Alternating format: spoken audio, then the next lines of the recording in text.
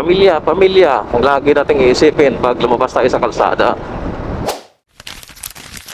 Disiplina lang ang kailangan natin sa kalsada.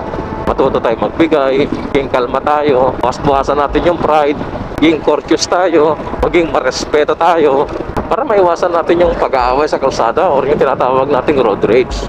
Wala rin naman kasing ibubungang maganda ito eh.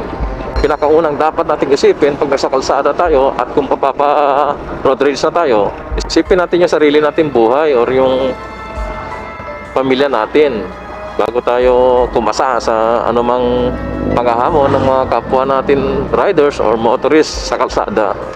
Wala namang ibubunga ito eh. Masasaktan ka lang. Kung mamalas-malasig ka pa sa sobrang init mo, baka mapatay mo yung road rage mo. Or kung hindi naman, ikaw yung mapatay. Kawawa naman ang pamilya. Kawawa yung pamilya ng iniiwan ng napatay mo. At kawawa rin yung sarili mong pamilya dahil lang sa init ng ulo. Pamilya, pamilya, ang lagi nating iisipin pag lumabas tayo sa kalsada. Pabayaan nyo na yung mga nangamon ng away. Hanggat maaari, maging kalma tayo.